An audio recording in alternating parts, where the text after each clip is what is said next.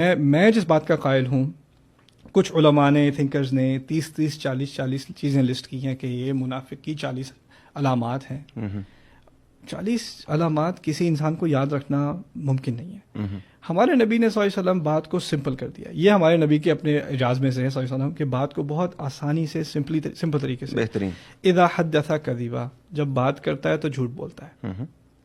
بات کرتا ہے تو جھوٹ بولتا ہے. آپ اپنی زندگی میں جھوٹ کو آئیڈینٹیفائی کریں اور جھوٹ سے بھاگیں. اذا وعد اخلف، وعدہ کرتا ہے تو توڑ دیتا ہے.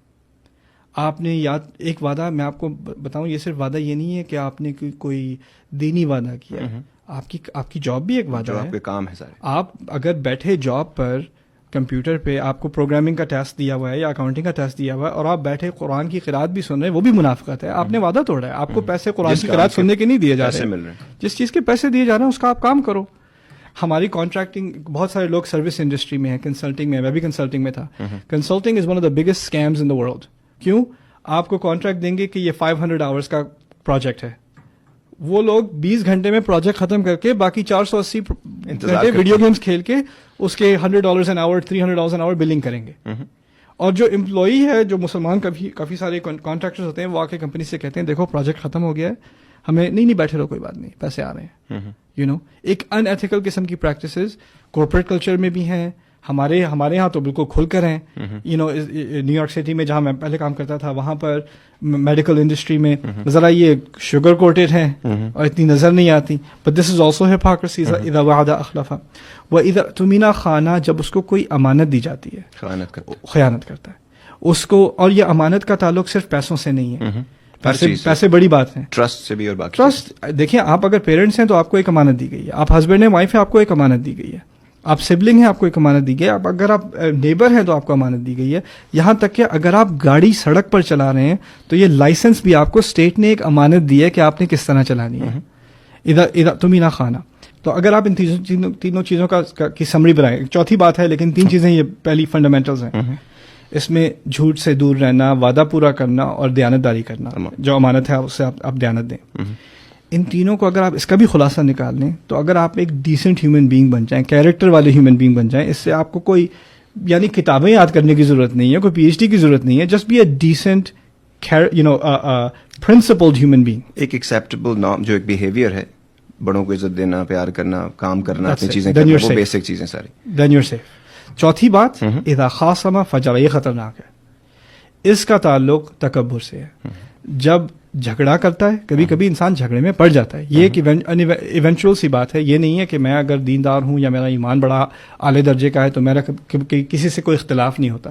اختلاف انسانی ایک فطرت کی چیز ہے، ہو جاتا ہے. جھگڑے گھروں میں بھی ہوتے ہیں، دوستوں میں بھی ہوتے ہیں، پارٹنرز میں بھی ہوتے ہیں، پروفیشنز میں بھی ہوتے ہیں. لیکن جب یہ جھگڑا کرتا ہے فجرا، یہ پھٹ سا جاتا ہے. اس کو اپنے غصے پہ کوئی قابو نہیں رہتا.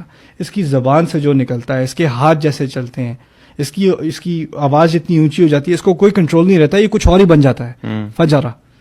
یہ 4 علامات ہیں منافقی. اگر انسان اپنے آپ میں آئیڈینٹیفائی کرے کہ میرا ٹیمپر کچھ بہت ہی زیادہ آؤٹ آف کنٹرول ہے، یا میں لوگوں سے بار بار وعدے کرتا ہوں، میں توڑتا رہتا ہوں، ان چیزوں کو آئیڈینٹیفائی کرنا ہی آپ کے لیے بڑی نعمت ہے. کیونکہ یہ آخری بات میں کہہ دوں اس بارے میں، جو انسان اپنے اندر ان کوتاہیوں کو آئیڈینٹیفائی کر سکے اور ایڈمٹ کر سکے، اعتراف کر سکے کہ واقعی میرے اندر یہ مسائل ہیں، اس کو آپ ضعیف الایمان یعنی ایمان کا کمزور تو کہیں گے، منافق نہیں کہیں گے. بالکل صحیح. جو انسان ان چیزوں کو اپنے اندر پاتے ہوئے بھی ان کا انکار کرے کہ میں تھوڑی ڈیفینسو ہو جائے، وہ اصل منافق ہے. یہ اصل بات ہے. جو جھوٹ بولتا ہے نا، جھوٹ قرآن میں جہاں جہاں نفاق کا ذکر آیا، جھوٹ کا آیا، جھوٹ سب سے پہلے اپنے آپ سے بولا جاتا ہے. ٹھیک ہے نا. تو جو انسان اپنے آپ کے اندر ان چیزوں کو آئیڈینٹیفائی نہ کر سکے، وہی ہے ٹرمینل کیس. میں آپ کو ایک بات اس بات میں بہت اہم بتاؤں، اور یہ جو ابھی تک میں نے بات ہپوکریسی کے بارے میں، نفاق کے بارے میں کی ہے، ان سب سے کہیں زیادہ اہم یہ بات ہے. یہ بات اگر سمجھ نہ آئے تو باقی کسی بات کا فائدہ ہی نہیں. وہ یہ ہے کہ آپ نفاق کہاں کا مرض ہے. میں نے کیا کہا تھا؟ کہاں کا مرض ہے؟ دل کا مرض ہے. دل کے اندر کیا ہے؟ کون دیکھ سکتا ہے؟ رب. میں نہیں دیکھ سکتا، آپ نہیں دیکھ سکتے. مشکل سے اپنے دل کی چیز نظر آتی ہے، کسی اور کے دل کی چیز دیکھنا تو نیت امپاسبل ہے. آپ کسی اور پر منافقت کا الزام یا اس کے بارے میں منافقت کی سوچ رکھنے کا حق نہیں رکھتے. قرآن نے کبھی کسی مسلمان کو، کسی اور مسلمان کو منافق کہنے کا حق نہیں دیا.